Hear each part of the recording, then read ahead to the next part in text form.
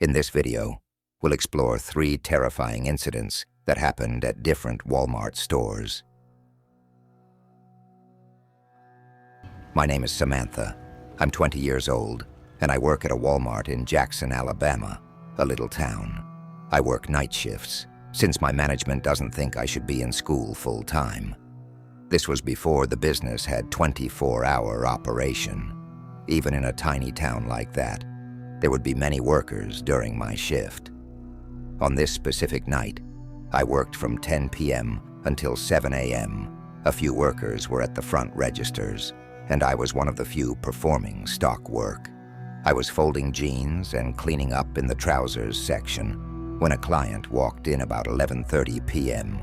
He inquired as to whether we still have that particular pair of jeans in a different waist size.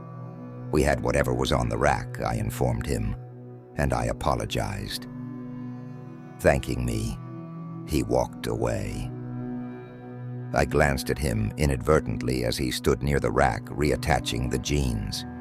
He departed, which was a little odd, and I carried on with my job. The business eventually began to resemble a ghost town at 1 in the morning. I had made my way to the appliance department. I saw someone observing me from the adjacent aisle while I was restocking shelves.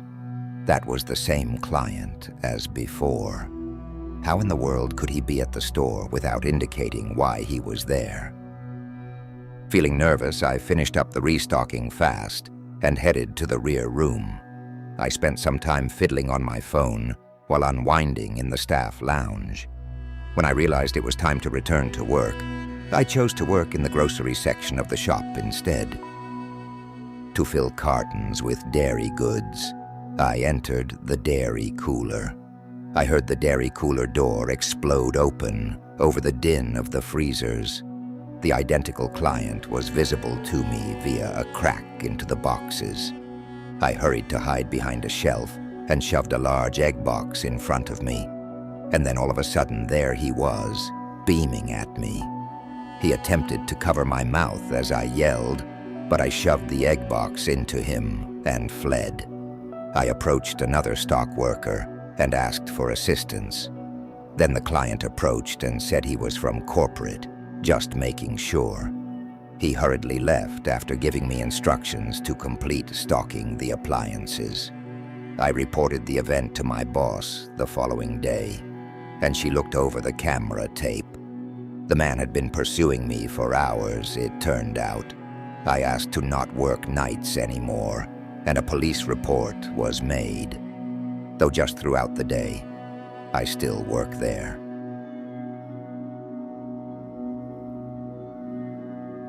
The Thursday before to Black Friday was in question. Walmart in my area remained open late.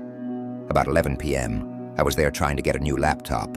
When I reached for the final one on the shelf, a big, disheveled man came up to me and demanded the laptop. I said it was the last one and apologized, but he became enraged and made a big deal out of it.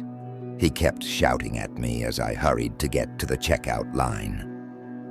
I was setting up the laptop at home when I noticed the motion light outside switch on. After checking, I saw nothing out of the ordinary. My car's alarm then went off. I noticed an odd automobile parked outside as I peered out the window. Telling my mother, I walked downstairs and we looked through the peephole. The same Walmart man was standing on our porch, a big man. He began banging on the door in an attempt to open it. The banging ceased while my mom was speaking with the cops on the phone. Abruptly, a thunderous crash occurred.